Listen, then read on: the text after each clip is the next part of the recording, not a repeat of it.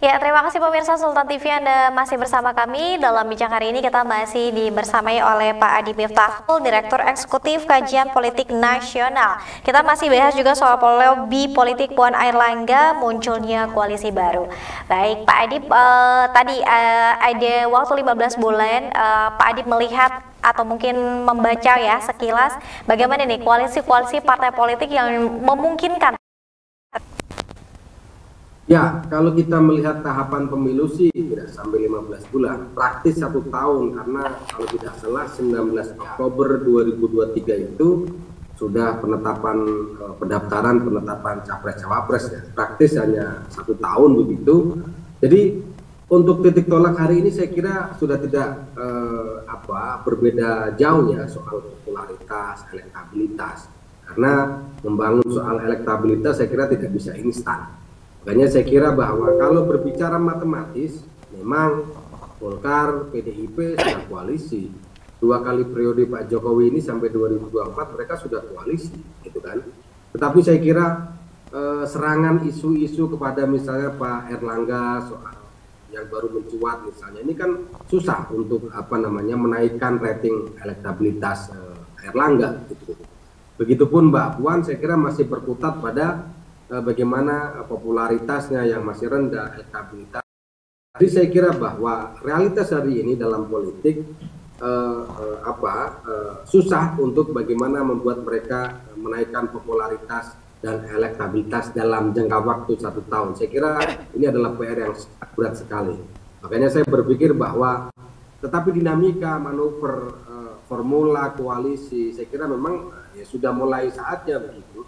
Mereka saling berkunjung, mereka saling muncul di publik. Tetapi publik akan melihat bahwa apa yang dihasilkan oleh mereka inilah yang ditunggu publik sebenarnya. Makanya perlu sekali bahwa track record apa yang harus dijual dalam tanda kutip kepada masyarakat ini penting menurut saya. Tetapi kan kalau figur Pak Airlangga, Mbak Puan, saya kira kan masih kalah. Apa yang sudah dikerjakan oleh mereka kan gitu kira-kira. Nah inilah saya kira PR besar yang menurut saya akan sangat berat untuk dikejar dalam rangka popularitas dan elektabilitasnya Airlangga dan Puan. Kalaupun dipaksakan maju misalnya, ini hanya menjadi pelengkap. Kalau seandainya misalnya Anies juga maju, Prabowo dan maju, saya kira tadi saya katakan bahwa capres dan cawapres, pilpres itu lebih melihat soal tokoh, bukan partainya begitu kira-kira. Nah ini yang saya kira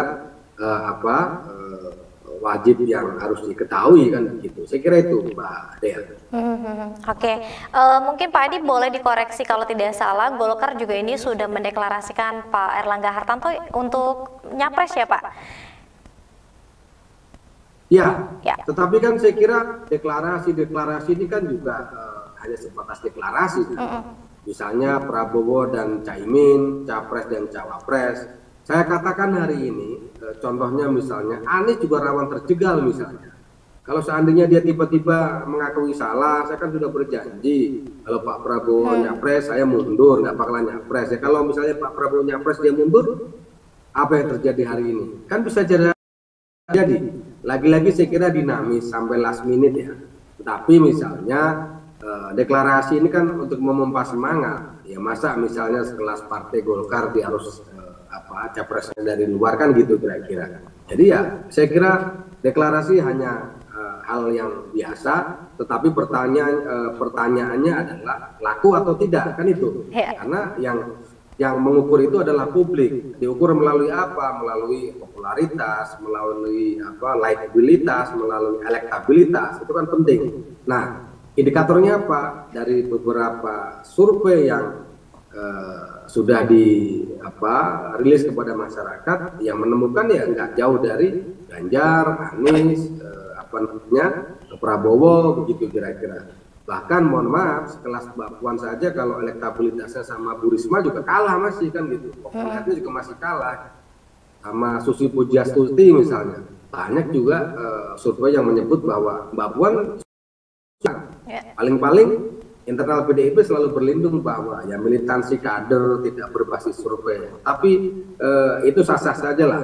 Tetapi saya kira bahwa mengejar tidak sampai 1 tahun untuk menaikkan popularitas yang harus kerek sedemikian panjang, saya kira berat dan sangat berat sekali. Begitupun juga dengan Erlangga, apalagi Pak Erlangga ini kan, mohon maaf, isu-isu yang menyertai beliau ini kan media darling banget gitu kan. Isu soal dulu ada rumah tangga, isu soal bagaimana ketika yang mencuat soal kebijakan waktu menjadi Menteri Perindustrian. Nah, publiknya kan melihat itu. Sentimen positif apa, sentimen negatif apa, itu akan dilihat. Suka atau tidak suka. Karena menjadi capres, menjadi cawapres, dalam tanda kutip menurut saya, harus siap dikuliti begitu, apapun itu. Nah, ini yang terjadi.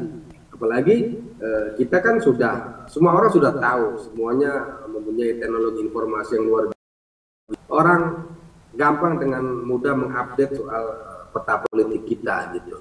Nah, ini yang saya kira harus dipahami secara realistis. Memang kalau hitungan matematika adalah PDIP dan Golkar dua partai yang besar. Kalaupun mereka koalisi, milih semuanya, saya kira juga menang. Tetapi kan lagi-lagi koalisi kan bukan perhitungan matematis. Ada sentuhan-sentuhan politik, ada sentuhan-sentuhan strategi yang akhirnya kenapa? Yang misalnya partainya tidak besar tapi menang begitu.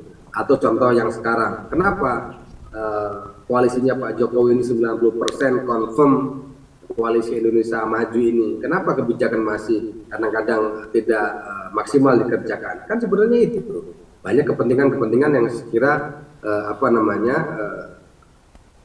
ada di dalam sebuah kesepakatan itu Mbak Dea. Oke. Yang menarik mungkin kalau misalnya tadi selain 3 nama, kemudian juga ada Mbak Puan dan juga Airlangga Hartarto, lalu juga ada Erick Thohir, ada kemudian mungkin Sandiaga Uno juga kemudian belakangan juga ini muncul ya Pak ya, entah sebagai meramaikan atau seperti apa. Kalau misalnya kita boleh berhitung-hitung, kira-kira nanti di Pilpres 2024 akan ada berapa pasang calon, Pak Adip? Saya melihat bahwa kemungkinan masih terjadi 3 pasang calonnya. Karena pasti alasannya untuk meredam polarisasi. Tetapi sebenarnya kan mau 3, mau 2, ini yang terjadi sama saja sebenarnya. Tergantung dari aktor politiknya, tergantung misalnya soal polarisasi. Tetapi kalau 3 poros, saya yakin bahwa 1 poros itu maju tetapi untuk penggembira alias maju untuk kalah gitu kira-kira, untuk memenangkan calon yang satu. Dan ini yang terjadi adalah karena politik kita yang masih transaksional, pragmatis, oportunis gitu. Itu sebenarnya kan kepentingan apa sih capai dengan manuver-manuver politik seperti itu? Karena memang politik kita transaksional, apa sih yang didapatkan seperti itu yang masih dominan gitu. Jadi ketika kita berkaca koalisi hari ini misalnya, koalisi Indonesia Majunya Pak Jokowi itu kan juga berseberangan dengan dulu apa yang beliau katakan kan, profesionalnya tambah sedikit tapi orang partainya banyak gitu kira-kira. Ini kan karena memang bagi-bagi kekuasaan politiknya sangat kuat gitu. Jadi kalau ditanya, saya memprediksi, menganalisa ada 3 calon pasangan begitu. Tetapi calon pasangan yang satu hanya penggembira, dia memberi jalan kepada calon yang diusung untuk menang, begitu kira-kira Mbak Dea. Baik, untuk memecah suara tadi ya, bukan sebagai menang tadi. Baik Pak Adip, kita masih ada 1 segmen terakhir, nanti kita akan bacakan beberapa pertanyaan Pak Adip yang sudah ikut serta di kanal YouTube Sultan TV, sekaligus nanti ada closing statement di segmen terakhir ya, pemirsa dalam bincang hari ini.